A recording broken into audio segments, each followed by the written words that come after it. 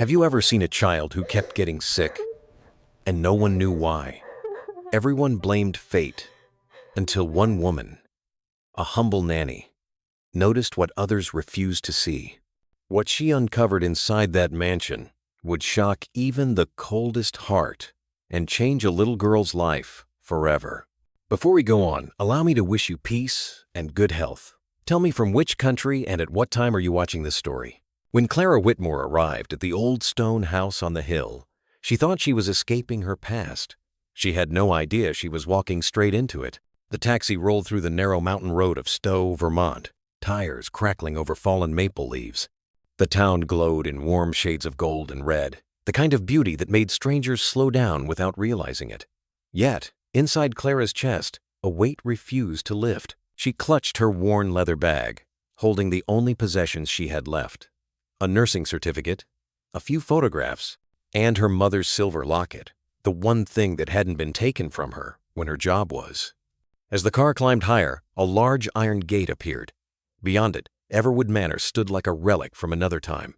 Stone walls covered in ivy, tall windows glinting in the afternoon sunday. A woman waited on the porch, arms crossed. "Miss Whitmore?" "Yes, ma'am." Clara stepped out, her breath visible in the chilly air. "I'm Vivian Cross," the woman said, her smile tight. "Mr. Garrison will see you shortly. Follow me, please." Inside, the air was still, scented faintly of lemon polish and silence. A grandfather clock ticked somewhere down the hall. The home was elegant, but it didn't feel alive. The kind of house where laughter might echo if it remembered how. Vivian led her through a corridor lined with portraits. "Mr. Garrison runs his company remotely now. You'll find him in the study most evenings. Your room is upstairs, second door to the left. Breakfast at 7 sharp, lunch at noon, dinner at 6. No exceptions." Her tone was polite, yet distant, the kind that made every sentence sound like a rule. Then came a soft sound, a cough, followed by a faint whimper. Clara turned. In a playpen near the fireplace sat a baby girl, no older than 1, with golden curls and the palest skin Clara had ever seen. "She's Isla," Vivian said. "Mr. Garrison's daughter. She's been fragile since birth." Clara knelt down, her voice barely above a whisper. "Hello there, sweetheart." The baby blinked at her, uncertain. But when Clara smiled, Isla's tiny hand reached forward, slow, hesitant, and real. At that moment, Elliot Garrison appeared in the doorway. A tall man, early 40s, dressed neatly in a gray sweater and vest. His expression was calm, almost too calm. "Miss Whitmore, I trust the trip wasn't too long." "No, sir," Clara said, standing quickly. "Thank you for the opportunity. You come recommended. My daughter needs consistency and discretion. We've had too many changes lately." He paused, looking at the child. His tone softened for just an instant. "She hardly eats unless Vivian prepares her milk." Clara nodded, though something about that statement lingered oddly in her mind. Dinner was quiet, too quiet. The only sounds were silverware against porcelain and the occasional crackle from the fireplace. Vivian spoke of charities and business events. Elliot answered politely. Clara simply observed.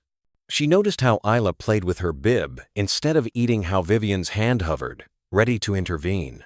When the meal ended, Ruth Ellison, the elderly housekeeper, appeared with gentle eyes and steady hands. She offered Clara a kind smile as she collected the plates. "Welcome to Everwood, dear," she whispered softly. "You'll find this house is colder than it looks." That night, Clara unpacked her small suitcase, hung her coat by the window, and sat on the edge of her bed.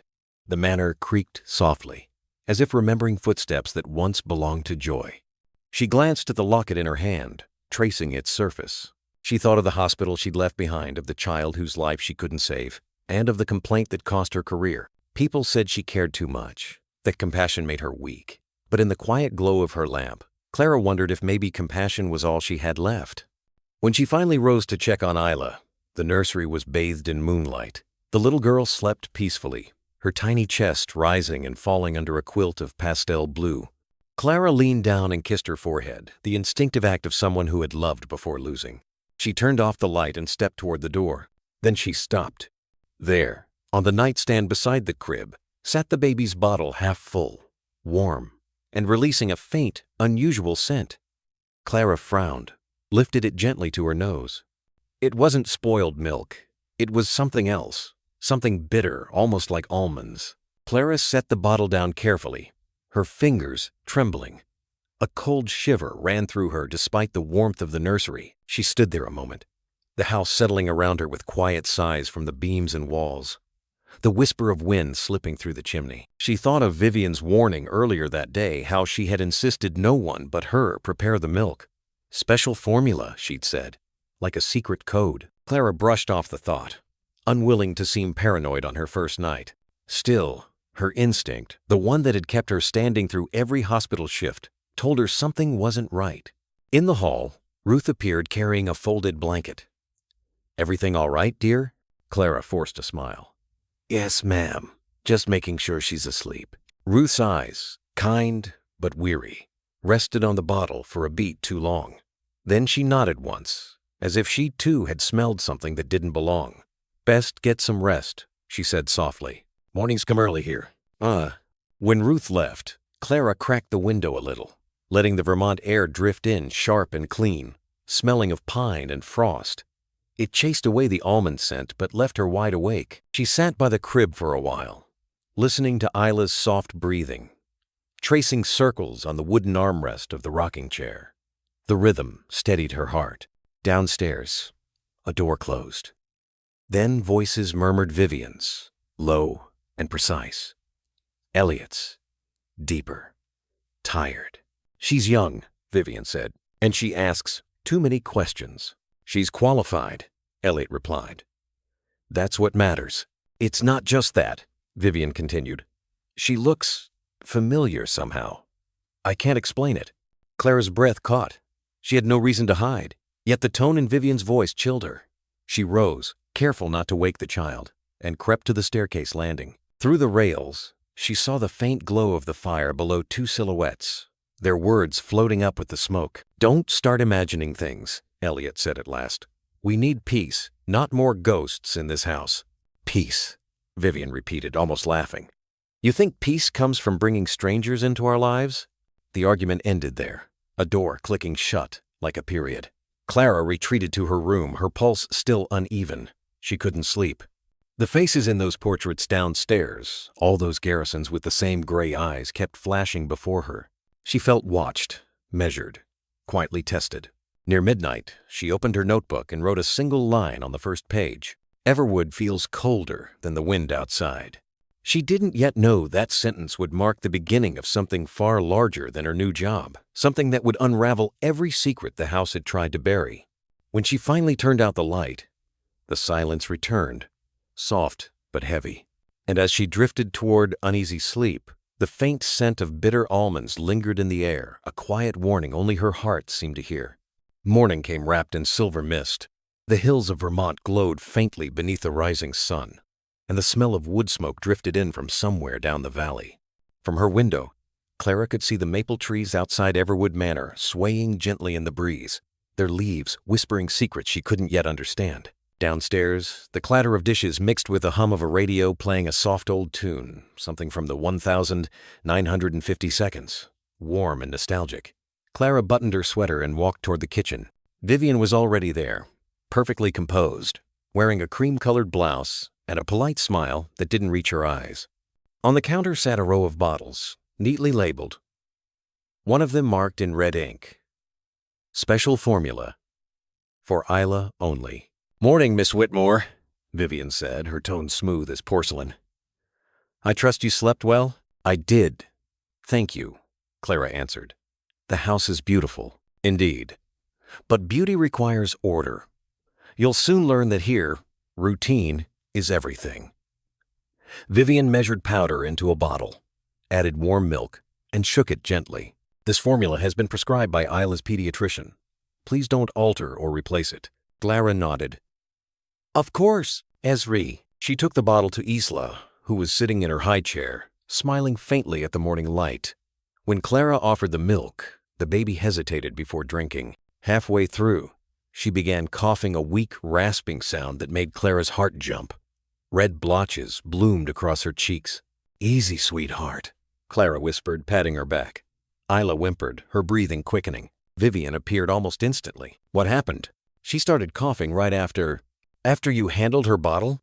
Vivian cut in sharply. You must be careful with temperatures. Children, this delicate.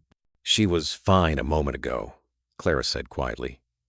Maybe we should call the doctor. Vivian's smile froze. I'll handle it. Just clean up, please.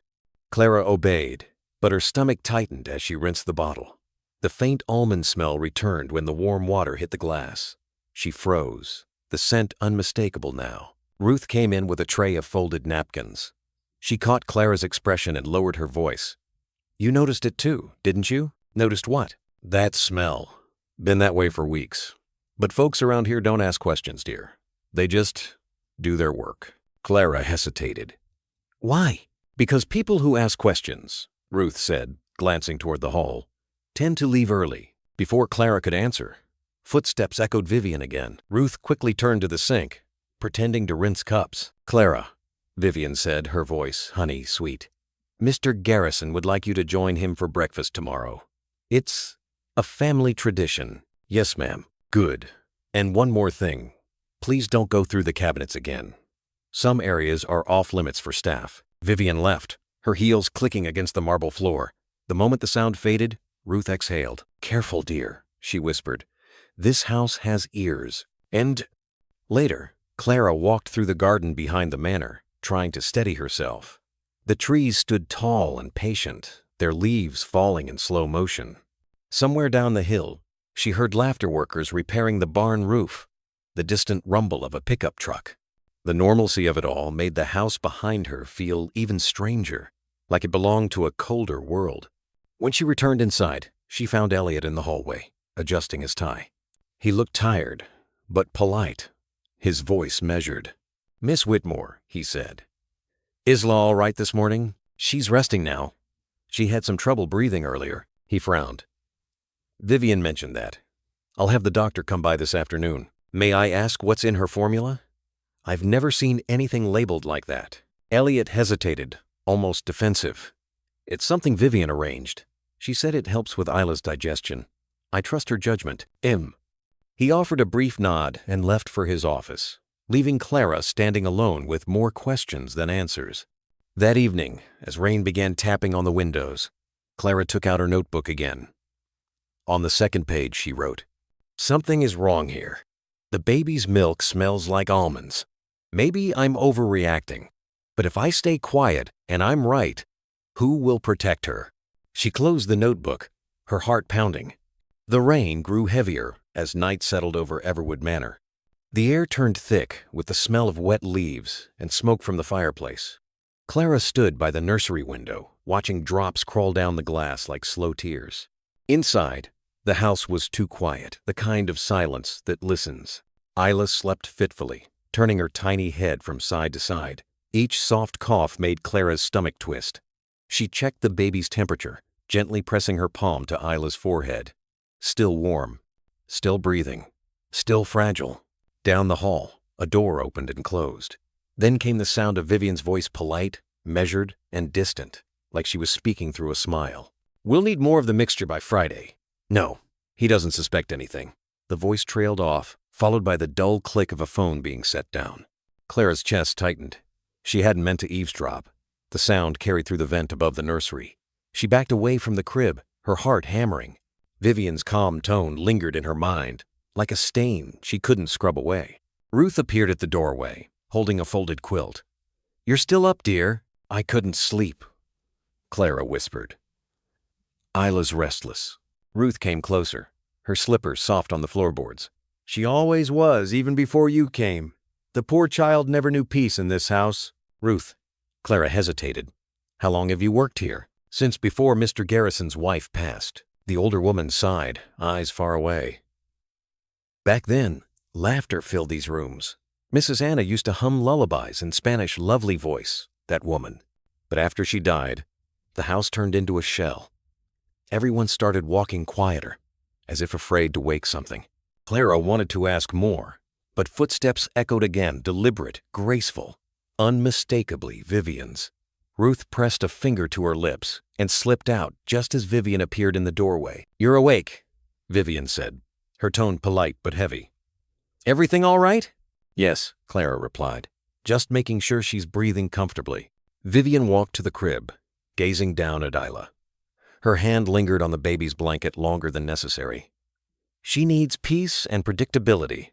I do hope you'll remember that, Miss Whitmore." Her smile was perfect, too perfect, and when she turned to leave, Clara noticed the faint glint of a key ring in her hand. Later, when the manor finally fell silent again, Clara tiptoed into the kitchen. She opened the refrigerator, her pulse pounding. There, among labeled containers, were 2 bottles identical except for the color of the cap. One blue, one red. The blue smelled normal, the red, bitter. She looked around, then poured a drop from each bottle into separate spoons. The difference was unmistakable. The red one left a faint metallic taste on the air, even without touching her lips. She wrapped both bottles in a towel, intending to take them to town the next morning. As she turned to leave, the kitchen light flickered once, twice, and went dark. In the dim reflection of the window, she caught a shadow behind her. "Couldn't sleep, Miss Whitmore?" Vivian's voice came from the doorway, soft and calm. Clara's throat went dry. "I was checking on the bottles. I thought one might have spoiled." Vivian stepped closer, her perfume cutting through the smell of milk and rain. "That's thoughtful of you. But next time, leave it to me." Their eyes met. For a long moment, neither woman moved. Then Vivian smiled, polite, cold, final, and reached past Clara to place the red-capped bottle back into the fridge. "Go on to bed," she said gently. "You've had a long day." Clara obeyed, her heart drumming against her ribs. Upstairs, she wrote a single line at the bottom of her journal page before closing it.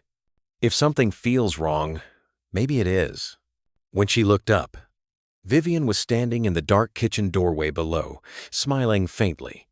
The next morning broke under a pale Sunday. The storm had passed, leaving the fields washed clean and glistening. Clara packed her scarf tightly around her neck as she walked down the sloping road toward the center of Stowe. For the first time since arriving, she was leaving Everwood Manor, and she didn't look back. Her hands stayed deep in her coat pockets, gripping the small towel-wrapped bottles hidden there. The air smelled of wood smoke and maple syrup drifting from somewhere ahead. It led her straight to Maple Lantern Diner, a small cafe with fogged-up windows and a hand-painted sign that creaked softly in the breeze. A bell chimed as she entered. The diner felt like another world, warm, busy, alive. The smell of coffee and bacon filled the room, mingling with the murmur of morning conversations. A waitress with gray curls and a smile that reached her eyes called out, "Sit anywhere you like, Honorable." Clara slid into a corner booth by the window, setting her purse beside her. For a moment, she just watched the life around her: old men reading newspapers, a young couple sharing pancakes, a mechanic laughing with the cook. The ordinary beauty of it all tugged something deep inside her, something she hadn't felt in a long time. Safety. Then a familiar voice interrupted her thoughts. "Clara Whitmore?" She turned, startled. A man stood by her booth, holding a cup of coffee. He looked about her age, maybe a little older, sandy hair, sharp but kind eyes. A faint trace of worry lines around his mouth. "Daniel Hart?" she said, half in disbelief. "The one and only," he replied, smiling as he slid into the seat across from her. "You haven't changed much since college, except you look like you've slept about 3 hours in the last week." Clara laughed softly. "You're not wrong." They ordered coffee black for him, with cream for her, and let the warmth settle between them. Daniel had been her friend back in nursing school, now working at a medical lab in Burlington. It felt strange, but comforting, to see a familiar face in this quiet corner of Vermont. "So," he said after a pause, "you're working for the Garrisons now?" "Yes, as a live-in caregiver for their little girl, Isla." He leaned forward, curious. "The Everwood estate, right? Heard that place is something straight out of a ghost story." Clara smiled faintly. "It feels that way sometimes." She hesitated, glancing at her purse. The 2 bottles inside seemed to weigh 1,000 pounds. "Daniel," she said quietly, "can I ask you something medical?" "Always," he replied. "What's wrong?" Clara looked around. No one seemed to be listening. The waitress passed by with a plate of waffles, humming under her breath. Clara lowered her voice. "It's about the baby's milk. There's something off about it. A smell, a taste. I think it might be contaminated." Daniel frowned. You've tested it? Not yet. I thought maybe you could. Discreetly. He hesitated, sensing the seriousness in her eyes. You think someone's doing this on purpose? I don't know, she whispered. But the child's sick, and every time she drinks that formula, she gets worse. I can't just stand by. Daniel nodded slowly. Bring it by the lab.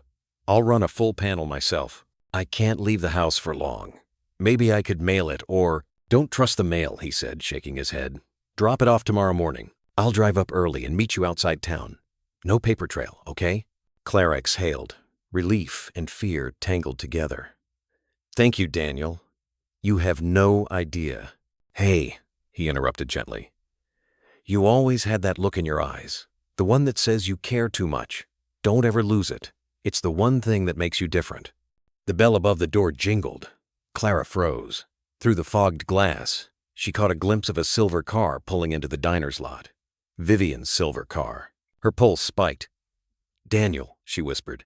Don't turn around. He blinked. What? Just don't. Vivian stepped inside, scanning the room. She wore dark sunglasses, though the sun outside was weak. Her gaze moved from table to table, polite smile never wavering. Then it passed right over Clara's booth and stopped. For a moment, time held still. Then Vivian's smile brightened. Miss Whitmore, she said, her tone perfectly pleasant. What a surprise! Ugh. Clara's hand tightened around her coffee cup as Vivian glided toward the booth. The hum of the diner seemed to fade. Only the tick of the ceiling fan and the soft hiss of the coffee maker filled the silence. I didn't expect to see you here, Vivian said lightly, removing her sunglasses. Her eyes pale gray, sharp flicked from Clara to Daniel. And you are Daniel Hart, he replied smoothly, standing to shake her hand. Old friend of Clara's from nursing school. Vivian said, her smile cool. How lovely. Small world. She turned to Clara. I was just running errands and thought I saw a familiar face through the window. I didn't want to be rude. Clara forced a polite nod. That's kind of you. Vivian slid a hand into her purse, producing a small envelope. Mr. Garrison asked me to give you this. Payroll paperwork. You can review it when you're back. Clara took it, careful to keep her expression steady. Thank you. Vivian's eyes lingered on the towel-wrapped parcel beside Clara's seat. And what's that? Just something for Daniel to look at. He's helping me with a recipe for Isla, a gentler formula. Daniel caught the cue instantly. Yeah. Clara was telling me about the baby's stomach issues. I've got a few nutrition samples back at the lab. No big deal. Vivian's expression didn't change, but her shoulders stiffened ever so slightly. How thoughtful, she said at last. But you know, it's always best to follow the doctor's recommendations. Of course, Clara said softly. I wouldn't dream otherwise. Vivian smiled again, the kind of smile that left frost in its wake and turned to leave. The bell above the door chimed as she exited, heels clicking neatly against the pavement. Daniel exhaled. That was tense. Clara stared out the window, watching Vivian's silver car pull away. She wasn't supposed to be here. It's like she knew. Coincidence, maybe. Oh, Clara shook her head. Nothing in that house feels like coincidence. She pushed the wrap bottles toward him. Take them. Test everything. If I'm wrong, I'll resign quietly. But if I'm right, Daniel nodded. I'll call you as soon as I have results. As she rose to leave, Betty the waitress stopped by with a fresh pot of coffee. Everything all right, hon? You look like you've seen a ghost. Clara managed a faint smile. Something like that. Well, Betty said kindly, topping up her cup. Whatever it is, don't let it steal your appetite. Pancakes solve half the world's troubles. Clara chuckled softly, thanking her. Then she stepped outside into the cold morning. The air smelled of pine and wet asphalt. A light snow began to fall, the first of the season, melting on her cheeks as she walked. Halfway up the hill back to Everwood, her phone buzzed with a text from Daniel. Meet confirmed. We'll send results soon. Be careful. Clara tucked the phone away and quickened her pace. The manor loomed ahead, gray stone against a sky the color of steel. Inside, the warmth of the fireplace greeted her like a lie. Vivian was in the parlor arranging flowers, her smile bright and effortless. "Did you enjoy your morning out?" she asked sweetly. "Yes," Clara replied, setting down her coat. "The diner has wonderful coffee." "I'm glad you liked it," Vivian said. "It's nice to know where you go when you need fresh air." Ugh. Her tone was gentle, but the meaning cut through like ice. Clara excused herself, heart pounding. In her room, she opened her notebook and wrote beneath yesterday's line, "He has the samples. If I don't hear from him soon, I'll have to find another way." She closed the journal, sat on the edge of her bed, and stared out the window. The snow outside fell heavier now, covering the garden paths until they disappeared. Downstairs, she could hear the faint notes of a piano, Vivian playing something slow, deliberate, almost mournful. Each note felt like a warning, echoing through the cold walls of Everwood Manor. And somewhere deep inside, Clara knew the house wasn't done testing her yet. Snow covered Stowe like a quilt that morning. The maple trees bowed under its weight, their bare branches scratching softly against the windows of Everwood Manor. Inside, the house glowed with firelight and the faint scent of cinnamon. Yet Clara couldn't shake the feeling that warmth here was only a performance, something carefully staged, like a play everyone had rehearsed too well. She tried to focus on Isla, feeding her mashed fruit at the breakfast table. The child was quieter than usual, her eyes heavy, her skin almost translucent against the pink of her cheeks. Every small cough felt like a drumbeat in Clara's chest. Vivian entered the room just as Clara wiped the baby's mouth. "You're up early," she said. "Mr. Garrison is expecting a visitor this morning, an inspector from the state board. Some paperwork nonsense about our staff permits." Clara nodded. "Would you like me to help with anything?" "No, dear," Vivian said, her smile tight. "Just stay in the nursery. I'd rather not confuse the situation." She poured herself coffee, stirring it slowly. "Oh, and Clara," she added without looking up, "have you been using the phone lately? I found the line slightly displaced." Clara froze. "No, ma'am. I haven't touched it." Vivian's eyes lifted, mild but sharp. "Good. Let's keep it that way. Mr. Garrison doesn't like unnecessary communication from the staff."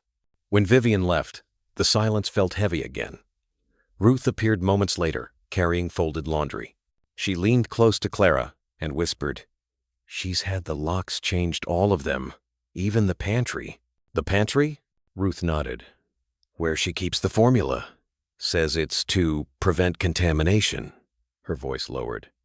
"You might want to check your room tonight. Sometimes she forgets which doors she's locked." By mid-morning, Elliot's guest arrived, a thin man in a brown coat, polite but formal. From the hallway, Clara heard fragments of their conversation drifting up the stairs. Words like inspection, liability, and child welfare reached her, muffled but unmistakable. She wanted to believe the visit was routine, yet Vivian's eyes followed the man like a hawk. Every time he turned away, her expression hardened. When the visitor left, Vivian closed the door gently behind him, her face pale but composed. Then she looked up and saw Clara watching from the landing. "Curiosity," Vivian said softly, "is a dangerous habit." That afternoon, as the snow thickened, Clara carried Isla to her crib for a nap. She rocked her gently, humming a tune she couldn't remember learning, something her mother used to sing. The rhythm soothed her own nerves as much as the child's. When Isla finally drifted off, Clara noticed something glinting near the rocking chair, a key, small and brass, half buried beneath the rug. She picked it up, turning it over in her hand. Someone must have dropped it. Hair pulse quickened. Could it be one of the locks Ruth had mentioned? That night, after everyone retired, she waited. The grandfather clock struck 11, its echo rolling through the hall like a warning. Clara slipped on her cardigan, held the key tight, and crept down the corridor. The floorboards groaned softly beneath her steps. The pantry door was at the far end of the kitchen, heavy oak with a brass handle. She tried the key. It turned easily. Inside, the shelves were lined with rows of identical containers, formula cans, glass bottles, jars labeled with codes instead of names. Under the dim light, she saw one marked in red, Batch 47 Isla. Her fingers shook as she twisted the lid. The smell hit her instantly, that same bitter almond scent, sharp and chemical beneath the sweet milk powder. She covered her mouth, eyes stinging. Somewhere above, a floorboard creaked. Then came the voice, low, controlled. unmistakable. "Miss Whitmore," Vivian said behind her, "I thought I told you that door was off limits." Clara froze, the open can still trembling in her hand. For a heartbeat, neither woman spoke. The only sound was the low hum of the refrigerator and the ticking of the clock over the stove. Vivian stepped closer, her heels whispering against the tile.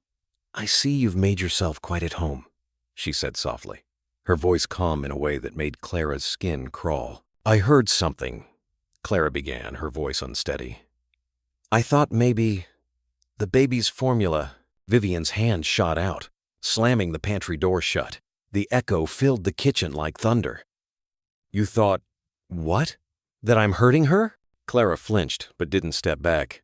"There's something in the milk. I can smell it. I've worked in pediatrics for years, and that scent, it's not right." Vivian's expression didn't change, but her eyes sharpened. "You're mistaken. You have no idea what you're talking about. I've already sent a sample to a lab." The words left Clara's mouth before she could stop them. "If you're telling the truth, you have nothing to worry about." The silence that followed was colder than the snow outside. Vivian tilted her head, studying her like a specimen. Then she smiled, not with warmth, but with control. "You're naive, Miss Whitmore. You think people like you can walk into other people's homes and start uncovering truths? Everwood isn't a hospital, it's a family. And you are a guest who's forgotten her place." She turned toward the counter, pouring herself a glass of water as if nothing had happened. "Go to your room. I'll discuss your employment with Mr. Garrison in the morning." Clara didn't move. "If you do that," she said quietly, "I'll go straight to the authorities." Vivian set the glass down carefully. Her tone remained light, almost gentle. "You won't, because if you do, every reference you've ever had will vanish. And when people call, they'll hear about that complaint that ended your last job." Clara's breath caught. "How do you know about that?" Vivian smiled faintly. "I make it my business to know things." For a moment the kitchen seemed to close in around them, the shadows of the cabinet stretching long and sharp. Then, somewhere upstairs, Isla cried. The sound cut through the tension like a blade. Vivian's eyes flicked toward the ceiling. "You'd better see to her," she said softly. "That's what you're here for, isn't it?" Clara brushed past her and hurried up the stairs. Isla was sitting up in her crib, crying softly, her small face flushed. Clara gathered her in her arms, whispering, "It's okay, sweetheart. It's okay." "Em?" From the window, she could see the driveway below Vivian's shadow crossing the snow toward the garage, a phone pressed to her ear. The faint glow of headlights flickered against the trees as a black SUV turned onto the property. Ruth slipped into the room behind her. "What happened?" she whispered. "She knows," Clara said. "She knows about the samples." Ruth's face paled. "Then you can't stay here. Not tonight." "I can't leave Isla." "Em." Ruth hesitated, then placed a small object into Clara's palm, an old photograph, edges worn. Two young women smiling, identical but for the color of their dresses. Written on the back, "Anna and Clara sisters forever." Clara stared at it, her pulse roaring in her ears. "Where did you get this?" Ruth's voice trembled. "It was hidden behind Isla's picture frame. I think you were meant to find it." Downstairs, the door slammed. Vivian's voice rose not calm now, but sharp, furious, speaking to someone unseen. Clara held the baby tighter, the photograph still in her hand. The truth she'd been chasing suddenly shifted shape from fear to something far deeper, something that had been waiting for her all along. Outside, the snow kept falling, soft and endless, covering every track that led to Everwood Manor. The storm hit hard that night. Wind rattled the old windows of Everwood Manor, and snow drifted across the porch in thick, swirling waves. Clara barely slept. Every time she closed her eyes, she saw Vivian's cold stare, the glint of the formula can, and the photo Ruth had given her Anna and Clara's sisters forever. She didn't remember posing for it, but she recognized her own eyes, younger, smiling beside a woman who could only be her sister. Her chest ached with a strange mix of grief and revelation. At dawn, she heard the rumble of a car engine outside. Slipping on her coat, she peered through the frosted window. The black SUV from last night was gone. Only fresh tire tracks cut through the snow. Vivian's car was still there, half buried. Clara's phone buzzed. It was a message from Daniel. "Call me. Urgent. Her fingers trembled as she dialed. Daniel. Clara. Where are you? His voice was tense. I got the lab results. Her breath caught. And? It's arsenic. Traceable. Consistent with low-dose poisoning. Whoever's giving it is doing it gradually enough to make the child sick but not kill her outright. Clara felt the blood drain from her face. Are you sure?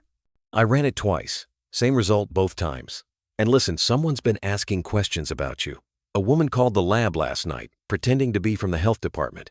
Said she needed a copy of the report. Clara's stomach twisted. Vivian. Clara, you need to leave that house. Now. She looked toward the nursery. Isla was still asleep, cheeks pale against the quilt. I can't. Not without the baby. Then at least get the police involved. You have proof. I need more, Clara said quietly. I can't just accuse her not without something that ties her directly to it. Daniel's sigh crackled through the line. You've always been too brave for your own good. Maybe just foolish. Promise me you'll call if anything happens. I will, she whispered. But even she didn't believe it. When she hung up, Ruth was standing in the doorway, her face pale. Was that about the milk? Clara nodded. It's poison. Arsenic. Ruth closed her eyes, whispering a prayer under her breath. Lord have mercy. Ruth, Clara said softly. You told me Anna died after childbirth. Was it sudden? Ruth's hands tightened around her apron. They said infection, but I never saw a fever, only weakness. Same symptoms Isla has now. Oh, the room spun slightly, the truth pressing down like the weight of the storm outside. Clara clutched the photo again, the two smiling sisters, Anna and Clara. The missing years of her childhood began flashing back like fragments of a dream. A fire, an orphanage. Her mother's name whispered but never spoken aloud. She was my sister, Clara said finally. All this time, she was my sister. Ruth's eyes filled with tears. Then Isla's your niece, Emsley. The words hung between them, fragile and impossible. Footsteps echoed in the hallway. Vivian's voice followed, calm but commanding. Ruth, could you come help me with the storage room? Ruth hesitated, then whispered, Hide the photo, and whatever you do, don't let her near the baby today. Clara slipped the picture into her pocket just as Vivian entered. Her tone was pleasant as ever. Good morning, Miss Whitmore. Sleep well? Fine, thank you. Lovely. Vivian adjusted a vase of fresh tulips, her eyes sharp behind the softness. Mr. Garrison mentioned a strange call this morning. Something about you and a laboratory in Burlington? Clara's heart skipped. A misunderstanding, I'm sure. Of course. Vivian smiled. You see, misunderstandings have a way of becoming problems when people forget who's really in charge. Their eyes locked. For a moment, Clara thought she saw something break behind that perfect composure. Not guilt, but fear. Breakfast will be ready soon, Vivian said lightly, turning toward the door. I made Isla's milk myself, just as always. When she left, Clara stood frozen, her pulse racing. She knew what she had to do now. She needed Elliot to see the truth with his own eyes. She walked to his study, the old wooden door half open. He was there, sitting by the fire, reading. Mr. Garrison, she said softly, I need to speak with you. It's about Isla's health. He looked up, surprised by the urgency in her tone. Of course. What is it? Clara hesitated only a second before saying it aloud. Someone's been poisoning your daughter. For a moment, Elliot didn't move. The fire cracked softly behind him, and outside, snow pressed against the windows like cold breath. His eyes searched Clara's face, looking for a trace of exaggeration, a sign this was all some wild mistake. Poison? He repeated slowly. That's an extraordinary accusation, Miss Whitmore. I know, Clara said. But I've had Isla's formula tested twice. It contains arsenic low doses given regularly. It explains her weakness, her fevers, the rashes. Elliot set his book down, his voice tightening. And who do you believe is responsible? Vivian, she said simply. She's been controlling everything, the formula, the pantry, even the doctor's visits. I've seen how she reacts whenever anyone questions her. Elliot rose to his feet, his expression unreadable. You're asking me to believe my fiancé is trying to harm my daughter. Clara met his eyes. I'm asking you to believe the evidence. I know it sounds impossible, but she knows things she shouldn't. She's hiding something. For a long moment, the room was silent but for the steady tick of the mantel clock. Then Elliot turned toward the window, his shoulders rigid. You have no idea what this house has been through, he said quietly. After Anna died, He stopped, swallowing hard. Vivian was the only one who stayed. She rebuilt everything. She saved me. Clara stepped forward, her voice trembling. Maybe she saved you because it served her. Maybe she stayed to finish what she started. Elliot turned back, anger flashing in his eyes. That's enough. She didn't back down. If you won't believe me, at least look at this. She handed him the photograph. The edges were soft from years of wear. Elliot took it, frowning. Anna and Clara, he murmured, tracing the faded handwriting. Where did you get this? Ruth found it hidden behind Isla's picture frame. Anna was my sister, Mr. Garrison. I didn't know until now. His expression changed disbelief, melting into confusion. Then something softer, heavier. Your sister? Clara nodded, tears burning at the corners of her eyes. I think Vivian knew. That's why she's been watching me. Why she tried to scare me off. Ender. Elliot sank back into his chair, the photograph trembling in his hand. My God, he whispered. All this time. Before he could say more, the door burst open. Vivian stood there, pale but composed, her voice sharp. Elliot, we need to talk. Now. Vivian, please. Not now, please. The storm's getting worse and we've lost power in half the house. Her eyes flicked toward Clara, cold and cutting. And I'd like a word with Miss Whitmore afterward.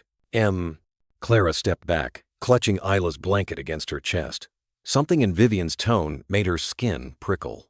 Moments later, the lights flickered once, twice, then went dark. The house plunged into shadow, lit only by the orange flicker of the fire. Ruth's voice echoed from the hallway. The generator's out. Elliot turned toward the window. Outside, the storm had grown fierce snow swirling like smoke. Wind howling against the shutters. We'll ride it out, he said. Stay close to the fireplaces. Vivian's eyes glinted in the firelight. Yes, she said smoothly. No one leaves the house tonight. But as she turned away, Clara caught sight of something, a small vial, slipping from Vivian's coat pocket. Glass glinting faintly before disappearing back into the fabric. Her pulse quickened. That was it, the proof she needed.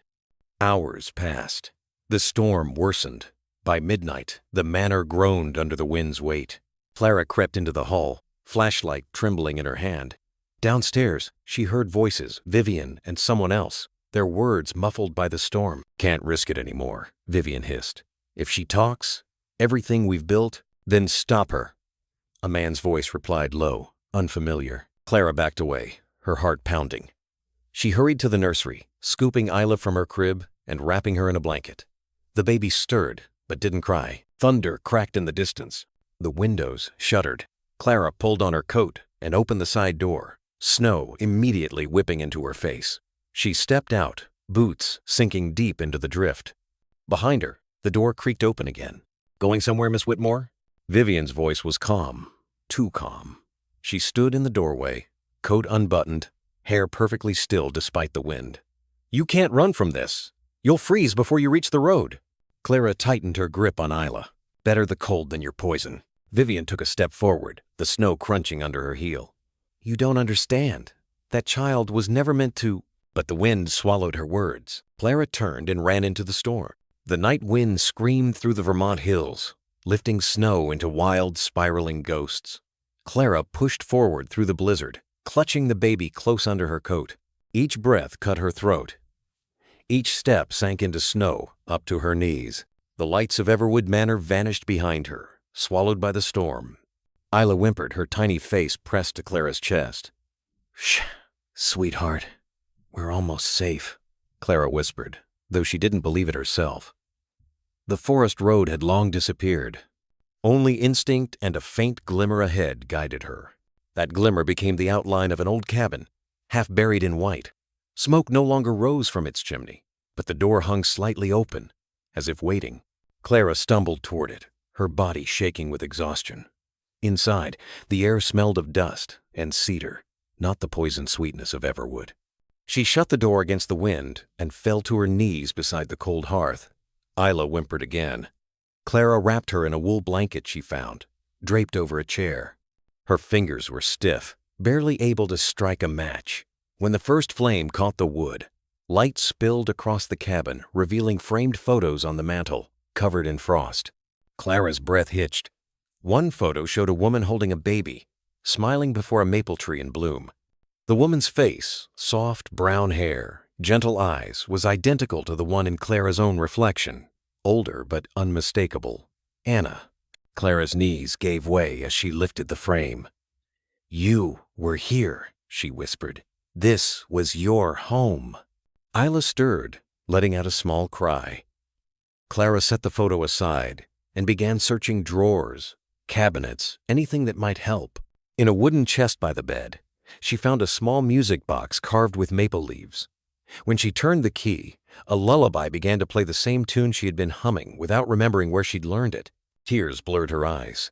The melody drifted softly through the cabin, tender and haunting. Then, inside the chest, she noticed a stack of letters tied with a faded blue ribbon. Her frozen fingers untied them. The top envelope bore her own name, written in handwriting she recognized from old report cards and childhood notes her mother's. "My dearest Clara, if you ever find this, it means Anna's child still lives. I couldn't keep you both safe, so I sent you away. Anna stayed behind with the Garrisons. But if fate brings you back, remember, truth has a way of finding its voice again." Her tears fell silently onto the paper. Everything the adoption records she never saw, the blank years of her memory, fell into place. She wasn't just Isla's caregiver. She was her aunt, the last piece of Anna's family. Thunder rumbled in the distance, shaking the old cabin walls. Clara pressed Isla close, whispering, "I'll protect you. I swear it." Outside, headlights sliced through the snow. A car had stopped at the bottom of the hill. Vivian. Clara blew out the lantern instantly, plunging the room into shadow. Through the crack in the wooden door, she saw figures moving, Vivian's silhouette and another man's. The wind carried faint fragments of their voices. "They can't have gone far. Find them before dawn." Clara backed away, clutching Isla tighter. The baby's soft breath tickled her collarbone.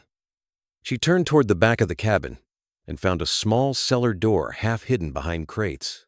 It led downward, dark, narrow, and full of cold air.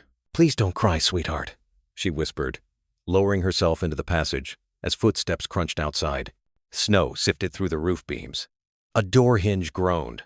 Vivian's voice entered the room above, calm and deliberate. "Clara, darling, you can't hide forever. The snow will bury you before morning." Clara descended one step deeper into the darkness. Her heart pounded so loud she feared Vivian could hear it through the floor. Above her, the music box began to play again, its lid open, the lullaby echoing through the cabin like a ghost's whisper. Vivian's boots creaked across the cabin floor, slow and certain. "Clara," she called softly, "you don't understand. That child was never meant to live. Anna's sickness runs in her blood. I was protecting the family." Clara stayed silent in the dark cellar, holding Isla close. The baby whimpered, and Clara pressed a hand over her tiny mouth, praying the sound would vanish into the storm. The floorboards above groaned. Then Vivian's shadow passed over the cellar door. "You think truth makes you noble? It only destroys people." Clara took a breath. "So does poison," she whispered and pushed. The cellar door flew open, striking Vivian's arm. The older woman stumbled back, her lantern crashing to the floor. Flames licked across the rug. Clara bolted through the smoke, clutching Isla, snow bursting in as she kicked open the front door. Behind her, Vivian screamed, a sound swallowed instantly by the wind. Outside, dawn was breaking. The storm was dying, the first light glinting through the trees. Clara stumbled toward it, every breath a promise. "You're safe now," she whispered to the baby. "No more Lees." Behind them, Everwood's old secret burned quietly in the snow. By the time the storm broke, dawn had turned the sky a fragile shade of pink. The snow had stopped falling, but the world was still so still it hurt to breathe. Clara walked for what felt like hours, until she saw headlights cutting through the white horizon. A truck slowed to a stop beside her, Harlan Reed, the Everwood groundskeeper, stepped out, his flannel jacket dusted with snow. "Good Lord, Miss Whitmore," he said, eyes wide. "You'll freeze to death out here." "Oh." Clara clutched Isla tighter. "Please, we need help." Harlan didn't hesitate. He guided her into the truck, wrapping his coat around the child. As they drove toward town, Clara told him everything. The milk, the poison, Vivian's lies, and the photograph that proved Anna was her sister. Harlan listened in silence.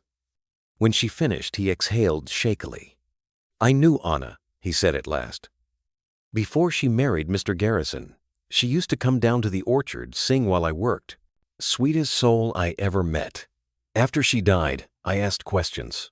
Too many, maybe. Vivian told Mr. Garrison I was stealing from him. Got me fired for a year." Clara turned toward him. "You think she?" He nodded slowly. "I don't think. I know.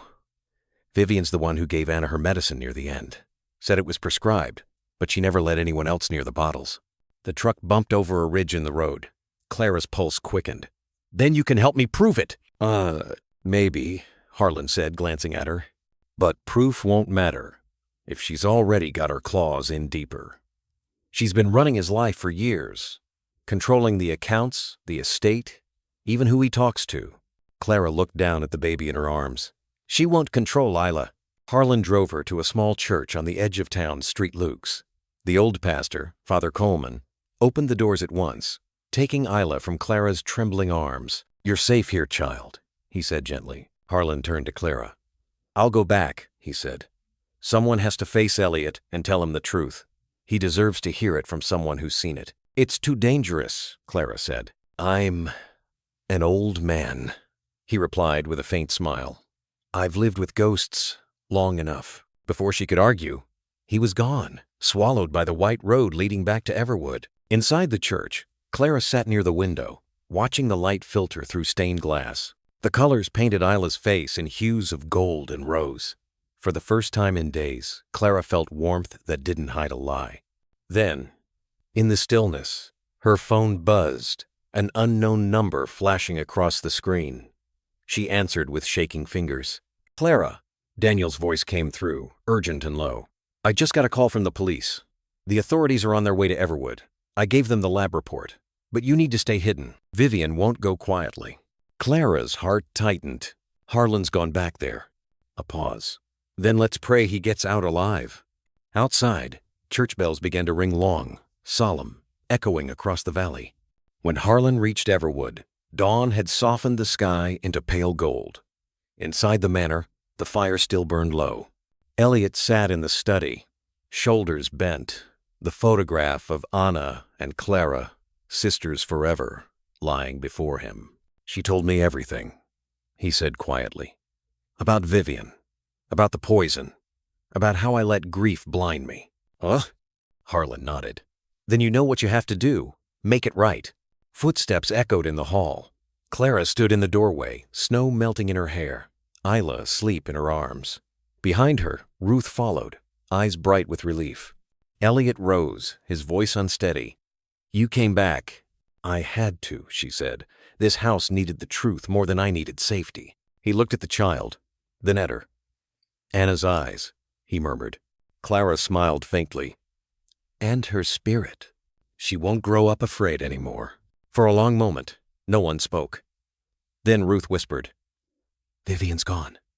The sheriff's already on her trail." Elliot closed his eyes. "Let her run. The past can chase her. I'm done hiding from it." He turned to Clara. "Stay. Help me rebuild Everwood, not the house, but what it stands for." Clara nodded. "We'll rebuild it together. For Isla. For Anna." From the valley came the distant cry of sirens, fading into the quiet morning. The firelight warmed their faces, and for the first time, the house no longer felt haunted. "It's over," Elliot whispered. "No," Clara said softly, looking toward the window where sunlight spilled across the snow. "It's beginning." 6 months later, Vermont bloomed again. The snow had long melted, replaced by fields of wildflowers and the scent of maple sugar drifting from every corner of Stowe. The Maple Festival had returned, bright banners hanging over Main Street, laughter spilling from the diner, fiddles playing under the oak trees. Clara stood at a booth near the town square, pouring small cups of warm maple milk for visitors. Her hands were steady now, her smile real. A sign behind her read, Everwood Hope Foundation for Children's Health and Healing. "Miss Whitmore," Betty, the diner waitress, called from the crowd. "Save me a cup, honey. This line's longer than the church bake sale." Clara laughed. "You know you never have to wait, Betty." Across the square, Elliot was helping the town set up the main stage. Isla perched on his shoulders, her little mittened hands clutching his hair. The girl giggled when a balloon brushed her cheek, stronger now, rosy and curious. Ruth waved from the food tent, arranging pies. Even Daniel was there, chatting with Harlan near the old maple tree that had once marked the edge of Everwood's land. The sun dipped lower, painting the town in amber light. When the music started, the soft strum of a fiddle and the hum of voices, Clara paused to watch. Isla ran toward her, a red balloon bouncing behind her like a tail. Clara knelt, gathering her into her arms. "Look, Aunt Clara," Isla said proudly, holding a paper heart she'd made at the craft table. On it, in crooked letters, were 3 words, "Love heals all." Clara's eyes stung. "Yes, sweetheart," she whispered. "It does." Behind them, Elliot approached, his voice warm and quiet. "The Foundation's first scholarship is ready. Anna's name will be on it." Clara smiled. "She'd like that. She'd be proud," he said, then paused. "And grateful for you." So, she looked out over the crowd, the maple trees glowing gold in the sunset. "We all did what we had to do," she said softly. "The truth didn't ruin us, Elliot. It rebuilt us." He nodded. "Then let's make sure it keeps doing that." The church bells began to ring, their sound carrying over the hills like a benediction. Clara lifted Isla into her arms as confetti swirled in the air, red and gold, like falling leaves. For the first time in years, Everwood was full of laughter again. As twilight settled over Stowe, the air turned golden and sweet. Lanterns lined the streets, flickering in the soft wind that carried the scent of maple sugar and roasted apples. The laughter of children echoed through the square, mingling with the faint hum of fiddles playing an old Vermont tune. Clara sat on a wooden bench near the fountain, Isla asleep against her shoulder. The little girl's paper heart rested in her lap, the words "Love heals all" written in uneven, childlike letters. Clara brushed a thumb over the edges, smiling through a mist of tears. Ruth approached with 2 steaming mugs of cider. "Here," she said, handing one to her. "You've earned it." "Thank you," Clara whispered. "I didn't realize peace could feel this quiet." Ruth chuckled softly. "That's how you know it's real." They sat for a while, watching families dance under the lanterns, their laughter rising into the purple evening sky. Across the square, Elliot was helping Daniel pack up the booth for the Everwood Foundation, his expression lighter than she'd ever seen. He caught Clara's gaze from a distance and lifted a hand in a silent wave. She returned it with a small smile, simple, steady, honest. Ruth followed her eyes. "You two have been through a storm together." Clara nodded. "And somehow, it gave us all back what we'd lost faith." "Faith in what?" "In people," Clara said. "In family. In truth." The music slowed to a gentle waltz. Couples began to sway near the stage. And for a moment, Clara imagined Anna among them, her sister, radiant in a maple-colored dress, spinning slowly beneath the strings of light. The image made her chest ache, but it wasn't sorrow anymore. It was gratitude. Isla stirred in her arms, eyes half open. "Aunt Clara, will we see the stars tonight?" Clara smiled, brushing hair from the child's forehead. "If we stay up late enough, maybe we will." Mommy used to tell me stars are people who love us," the little girl mumbled before drifting back to sleep. Clara looked up at the sky, faint stars already peeking through the violet clouds. "She was right," she whispered. "They're watching, all of them." Daniel and Elliot joined them a few minutes later. Daniel handed Clara a small envelope. "The hospital board accepted our proposal," he said. "The pediatric wing will be named after Anna and the first patient fund after Isla. And—" Clara's breath caught. "You did that?" Elliot shook his head gently. "We did that. Everwood's no longer a house of secrets. It's a place of healing now." Ruth wiped her eyes with her apron. "Your sister would have been proud." "I hope so," Clara said, her voice trembling. She never gave up on love, even when it broke her. A hush fell over the square As the final song began, a slow tune carried by fiddle and wind. Couples gathered close, swaying. Clara stood still, holding Isla, and turned toward the maple-lined road leading home. The lanterns swung gently overhead, their golden light reflecting on the snowmelt that glistened like stars underfoot. As she walked, her voice carried softly in the air that same radio-like warmth, steady and tender. Sometimes, redemption doesn't roar. It whispers through the hands that hold us, the truth that saves us, and the love that forgives us anyway. The storms may come again, but now we know. Love doesn't disappear in the cold. It simply waits for spring. The bells of St. Luke's Church began to chime in the distance. Elliot caught up beside her, walking in quiet rhythm. Ahead, Everwood Manor stood glowing in the dusk, its windows lit, alive once more. Clara looked toward it, her heart full. "It's strange," she murmured. "For so long, that house felt haunted." Elliot smiled faintly. "Maybe it just needed the right ghost to come home." They reached the porch together as the final note of the song faded into the evening air. Inside, the warmth smelled of cinnamon and pine, and laughter echoed softly down the hall. Clara turned off the porch light, kissed Isla's forehead, and whispered, "We're home now." Outside, the maple leaves rustled a quiet applause from the trees that had seen it all. And in that moment, under the stars and the soft hum of a new beginning, Everwood truly breathed again. Sometimes, when the storms of life finally pass, all that remains is the quiet sound of forgiveness. In the soft glow of the Maple Festival lights, Clara, Elliot, and little Isla found what the years of fear and silence had stolen, a home that breathed again. The walls of Everwood, once filled with secrets, now echoed with laughter and lullabies. And perhaps that's how healing begins, not in grand gestures, but in the gentle return of ordinary moments. A warm kitchen, a shared meal, a child's sleepy smile. For those of us who have lived long enough to know how fragile peace can be, this story reminds us that redemption isn't about undoing the past, it's about loving what remains. Clara's courage wasn't in the fight, but in her choice to stay kind, to keep believing that truth and tenderness could still mend what was broken. In her voice, in her steady heart, we hear the echo of something timeless, that even the coldest house can find warmth again if someone is willing to light the fire. Maybe that's what life teaches us as we grow older. That family isn't only blood, it's the people who stay, who listen, who choose love when it's hardest. Like the glow of a porch light on a winter night, one act of kindness can guide someone home through the storm. So tonight, as you sit by your own table, maybe with the hum of the radio or the scent of coffee filling your kitchen, take a moment to remember that love, in its quiet way, is still the strongest force we have. Life lesson. Unconditional kindness can change a destiny.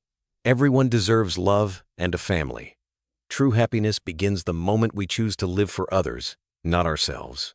Just like a simple light shining through a small town window, goodness doesn't have to be loud, it only has to be steady. And now, dear friends, take a breath. Hold that thought close. If this story touched your heart, type 1 the comments. If it didn't, or you'd like to share your thoughts, type 0, because stories like these grow brighter when we listen to each other. Good night, and may peace find you wherever your home may be.